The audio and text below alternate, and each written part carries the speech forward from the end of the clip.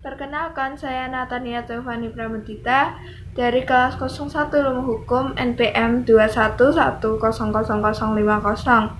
Pada kali ini saya akan memberikan narasi materi dari penyimpangan kaidah hukum.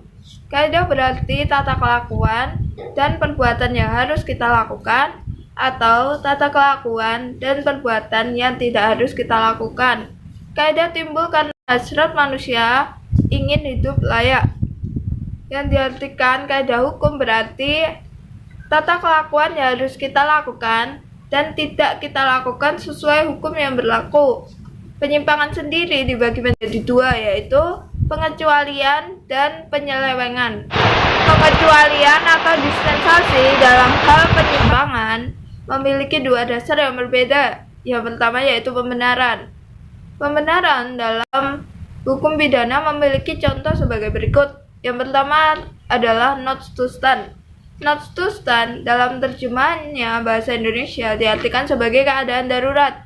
Jadi apa sih contoh keadaan darurat itu sendiri? Keadaan darurat sendiri diartikan sebagai suatu situasi yang tidak terkendali dan dapat menimbulkan korban jiwa.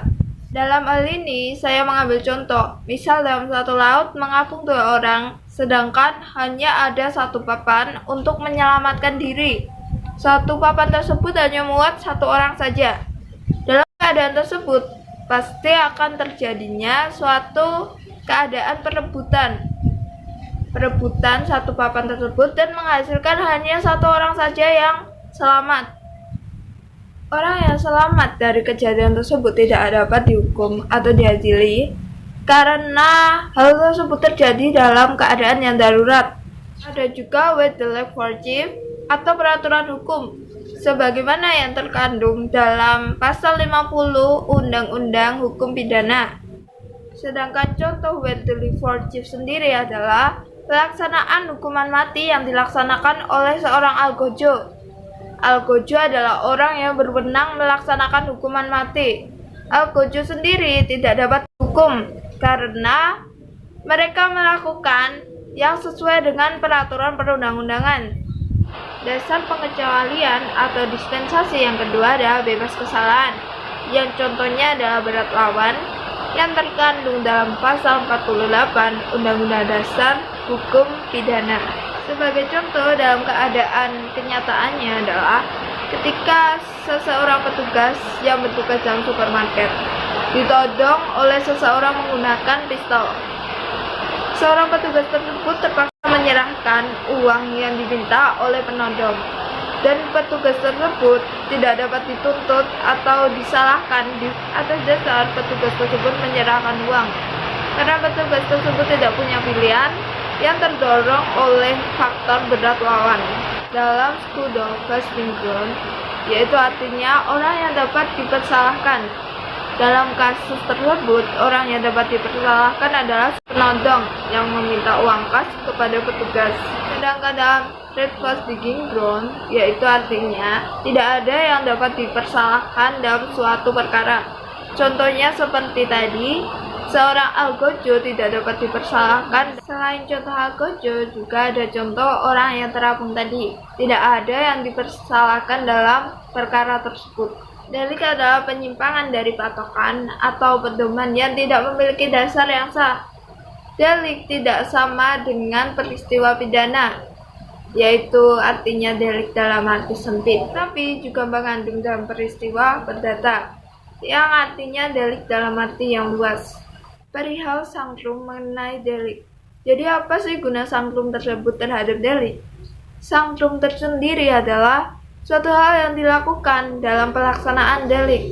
Dalam arti luas, memiliki makna yang negatif, yaitu perbuatan yang dilakukan terhadap orang yang melaksanakan delik. Dalam arti sempit, sanctum memiliki arti hukuman. Sedangkan dalam arti luas, sanctum dibagi menjadi 3 macam. Yang pertama adalah pemulihan keadaan. Sebagai contoh, si A meminjam uang kepada si B. Tetapi ketika ditagih si B, si A tidak mau mengembalikan uangnya tersebut. Dalam hal ini, hakim berperan sebagai pemaksa atau berwenang mempunyai kewenangan untuk memaksa si peminjam uang untuk mengembalikan uangnya. Dapat disimpulkan bahwa kekayaan si pemberi pinjaman dapat dikembalikan sehingga terjadinya pemulihan keadaan. Sedangkan yang kedua adalah pemenuhan keadaan.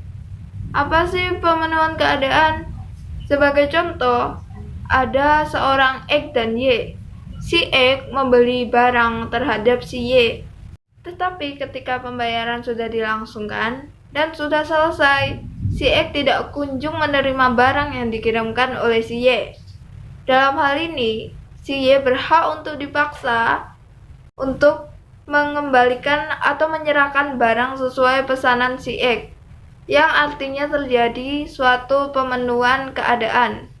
Berbeda lagi jikalau si X menuntut untuk si Y mengembalikan uang yang telah dibayarkan, maka dalam hal itu terjadi suatu pemulihan keadaan. Yang ketiga adalah hukuman dalam arti yang luas, yaitu hukuman yang tidak digolongkan sebagai sanctum seperti contoh di atas, yaitu hukuman dalam arti luas yang berarti tidak mengandung peristiwa pidana saja, tetapi juga mengandung peristiwa perdata serta hukum tata negara.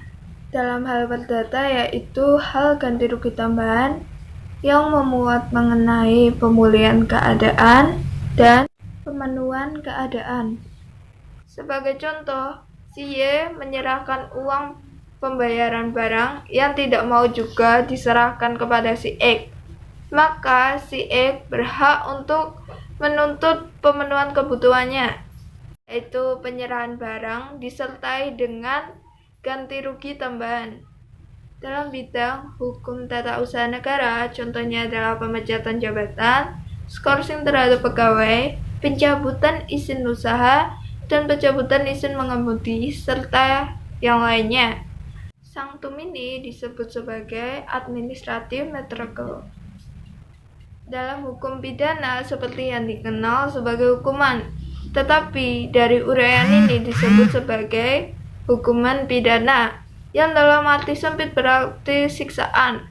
Siksaan tersebut dibagi menjadi dua. Yang pertama adalah siksaan real atau material, yang contohnya adalah hukuman mati, hukuman denda, atau penyitaan barang, dan seterusnya.